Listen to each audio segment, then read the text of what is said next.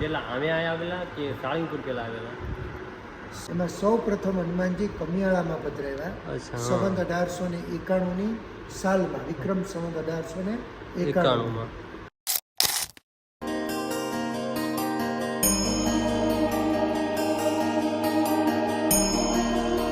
Finally હું એ જગ્યા પૂગી ગયો છું જેને તમે વાટ જોઈ રહ્યા હતા. ફાઇનલી એ જગ્યાની એક્ઝેક્ટ સામે. ચાલો આપણે જઈએ અંદર દર્શન કરીએ અને તમને પણ દર્શન કરાવું.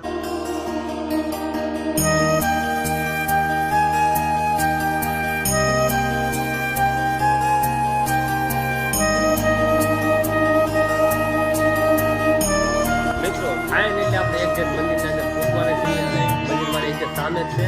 તમને પણ દર્શન કરાવું, તમે પણ દર્શન કરાવો. અને જગતમાં મિત્રો જય કૃષ્ણ ભજન જેવું લખવાનું ભૂલતા નહીં. અમારે અંતે લેવાના છે, જોઈ લો મિત્રો.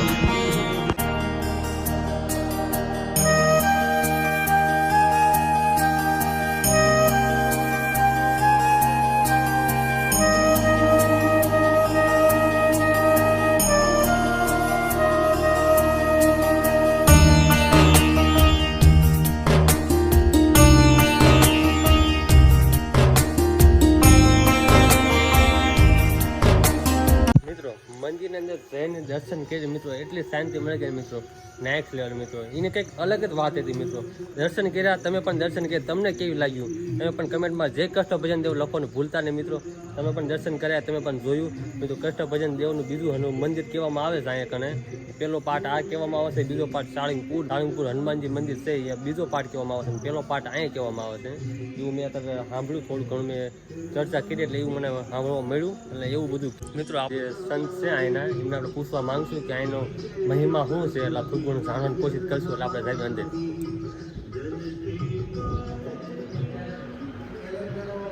હનુમાન મંદિર પહેલાં અમે આવેલા કે સાળંગપુર પહેલાં આવેલા? સૌ પ્રથમ ગોપાળાનંદ સ્વામીએ જેટલા લગભગ 6 હનુમાનજી પધરાવ્યા છે એમાં સૌ પ્રથમ હનુમાનજી કમિયાળામાં પધરાવ્યા. સંવત 1891ની સાલમાં, વિક્રમ સંવત 1891. અને 1905ની સાલમાં સાળંગપુર પધરાવ્યા. એટલે સાળંગપુરથી 14 વર્ષ પહેલા હનુમાનજીની સ્થાપના અહીંયા થઈ. અને આના પછી 14 વર્ષ પછી સાળંગપુર. અચ્છા, તો પહેલા અહીંયા કોઈ સાધુ સંત નહીં હોવાને કારણે કોઈ એનું મહત્વ બહાર પડ્યું નહીં અને વિશેષ કોઈને ખ્યાલ ન આવ્યો. બાકી બે એક જ રૂપ તમને દર્શન થાય. એમનું તેજ, પ્રભાવ, એમનું કાર્ય બંનેનું એક સરખું. પણ સૌ પ્રથમ હનુમાનજી આ. એટલે પેલો મહિમા કેવી તો પેલા સાળંગપુર નહીં, પેલા અહીંયા કને કયું ગામ છે? કમિયાળામાં પેલા આવેલા છે હનુમાનજી મહારાજ ને પછી ગયેલા છે સાળંગપુર. અને પેલું રૂપ અહીંયા કહેવાય અને બીજું રૂપ સાળંગપુર. એટલે આ કહેવાની છે મારે વાત. એટલે હું એટલું બધું બોલી નથી શકતો, પણ છતાંય મહેનત કરી અને તમને એટલું સંભળાવ્યું મેં. કમિયાળા ધામ છે.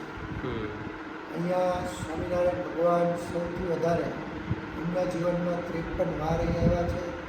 32 વારે રાત્રિ નિવાસ કર્યો છે. ભગવાન સ્વામિનારાયણનો પોતાનો પ્રાગટ્ય દિન પણ અહીંયા ઉજવાયેલો. 8 દિવસ સુધી સ્વામિનારાયણ ભગવાનને ઝુલાવીને રામનવમીનો સમયો કર્યો. હનુમાનજી મહારાજ જ્યાં બિરાજે મંદિરની બાજુમાં જ બે દેરી છે, ત્યાં બે આંબા હતા અને ત્યાં ઝુલાવેલા.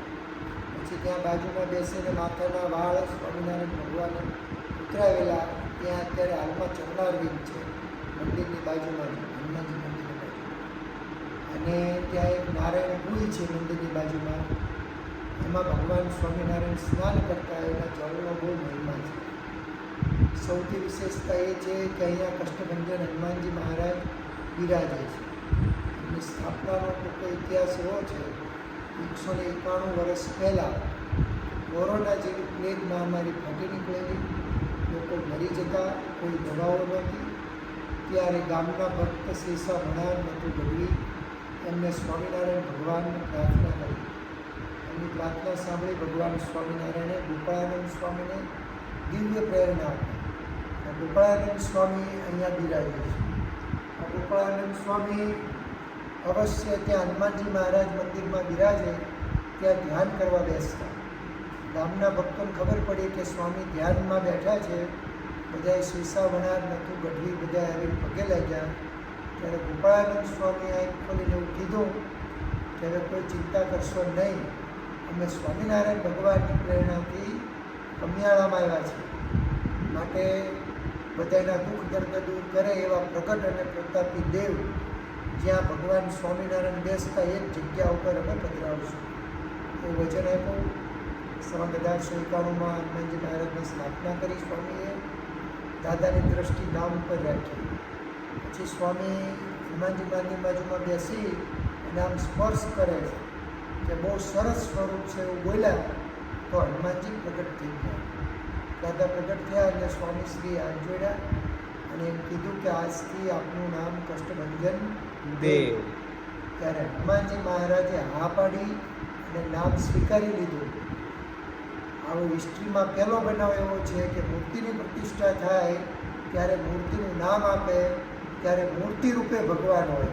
પણ કમિયાળાની વિશેષતા છે કે દાદાનું નામ આપ્યું ત્યારે હનુમાનજી પોતે પ્રગટ ઊભા થયા, નામ સ્વીકાર કર્યો. પછી સ્વામીએ ફરી વંદન કર્યા કે તમે નામ તો સ્વીકાર્યું કષ્ટભંજન, પણ તમારા ચરણોમાં જે શ્રદ્ધાથી આવે એના દુઃખ દર્દ અને કષ્ટ દૂર કરજો, એના શુભ સંકલ્પો પૂરા કરજો. આ બે વચન મારા રાખજો. ત્યારે હનુમાનજી મહારાજે હા પાડી અને મૂર્તિમાં સ્થિર થયા. આજે એ જ મૂર્તિ સ્વરૂપ સાક્ષાત કમિયાળા ધામમાં બિરાજે છે કષ્ટભંજન દેવ. એમની દ્રષ્ટિથી ગામની અંદર હજુ સુધી કોઈ લૂલું લંગડું આંધળું કોઈ હેન્ડીકેપ બાળકનો જન્મ નથી થયો. એ દાદાની દ્રષ્ટિનો પ્રતાપ છે. બીજું દેશ વિદેશમાં કોઈ પણ ભક્ત એમને ત્યાં બાળક ન હોય, અહીં માનતા કરે દાદાની કમિયાળાની તો એના ત્યાં બાળકના જન્મ થાય છે. ગંગાથી શારીરિક તકલીફ હોય દાદાને પ્રાર્થના કરે એમની ગંગાથી શારીરિક તકલીફો પણ દૂર થાય છે. આ કમિયાળા ધામનો મહિમા છે. જય સ્વામિનારાયણ. જય સ્વામિનારાયણ.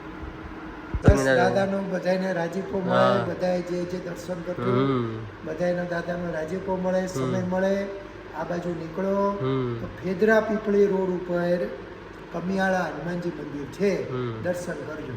હા મિત્રો, કેટલી સ્પષ્ટ રીતે વાત કરી આપણે. તમે સાધુ સંતોની વાત સાંભળી તમે કે એવી રીતે વિરાજમાન થયેલા છે અહીંયા, પહેલાં અમે આવેલા છે, પછી સાળંગપુરમાં ગયેલા છે. કોઈ પણ મિત્રોને વાત ન ખબર હોય તો મિત્રો તમે પણ વાત સાંભળી છે, પૂરી વાત સાંભળી તો કમેન્ટમાં લખી નાખજો. જય કૃષ્ણભજન દેવ. અને કમિયાળા ગામ જે ફર્સ્ટલી તો હું બોલી નથી શકતો, પણ એ ગામનું નામ પણ લખી નાખજો કમેન્ટમાં. જય કૃષ્ણભજન દેવ.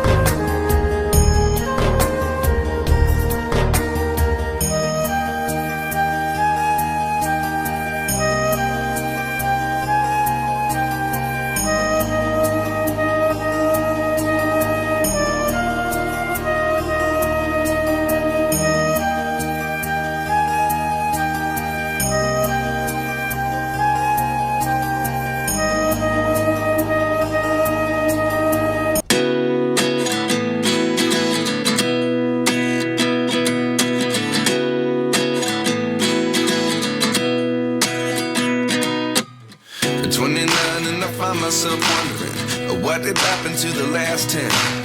I ran away with my life, fast forward, never turn back again.